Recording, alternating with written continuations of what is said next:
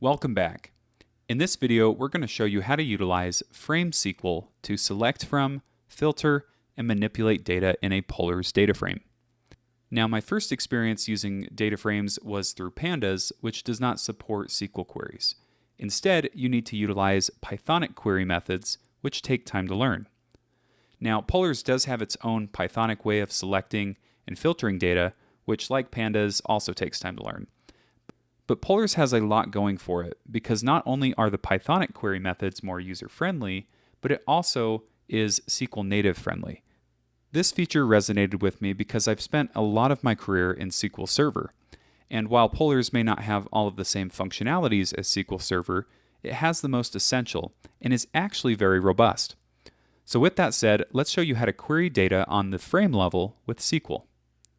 Let's start by reading our marketing costs data set into a data frame. I'm going to come into this first cell here and import Polars as PL. And then in the next cell, I'm going to read the CSV data into a data frame. So I'm going to say data, set it equal to pl.read CSV. And then I'm going to just drag and drop, put some quotation marks around the file. And then I want to print out the first few rows of the data. So I'm going to say data.head and run the cell. Now, in the output, you can see our data, and this data contains daily marketing costs, and what we want to do is take a snapshot of this data set. So we're going to build a basic query, and we're going to use the SQL method off of our data frame to begin that query.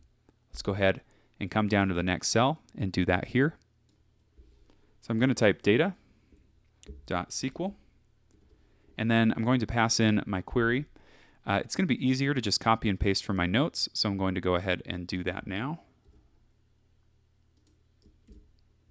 And so just to explain the query, I'm basically selecting everything from this data set, or excuse me, this data frame, and I'm going to be querying from the self, so that's the table that we're using is basically the data frame, and then I'm setting a condition here in the where clause, basically saying that we need to look for the date that is between February 2023, the beginning of the month, and the end of the month for that February.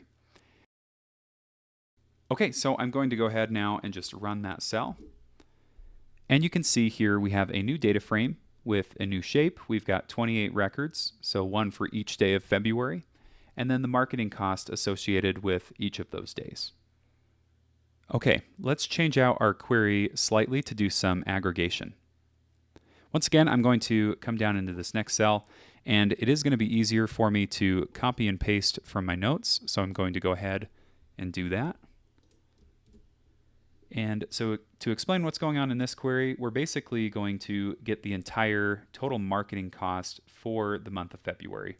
So we're changing out the select statement here, we're grabbing the sum function, and we're summing up all of those marketing costs, and the where clause is going to say exactly the same.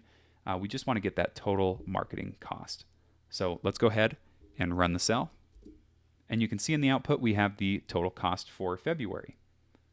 Let's shoot for a slightly more complex query that includes a CTE. I'm going to go ahead and once again copy and paste from my notes here.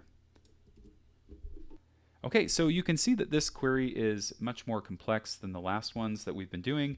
It obviously has a common table expression, where we are basically doing some date time conversion stuff, and then we have some aggregation down below. Now, what the output of this query is going to do is essentially give us the total cost by month, which is what we're doing up here is we're grabbing the year month, and then we're using that down here to kind of get that aggregation. So let's go ahead now and just run this code block. And you can see that we have an error. Now, I know what the problem is here. What I did not do at the beginning of the video was try to parse the dates. So if you come back up to the very top here, you'll notice that the date column is in a string format. We need to change that so that it's actually in a date format. So what I'm going to do is actually rewrite or reread this in here. I'm going to say try parse dates, set that equal to true, run that once more. And now if I come back down here, and run this again, we get our nice data frame with 12 months with the total cost per month in that second column. So you can see that Polars has some robust SQL capabilities, and if you started in a SQL background, this may feel very comfortable and familiar. Now, we've covered how SQL can be used on a single data frame, but you can use SQL in other ways within Polars. Global SQL and Expression SQL are additional topics that may be of interest to you. I highly recommend checking out the Polars documentation for more on these topics, and with that, we'll end here and catch up with you at the next one.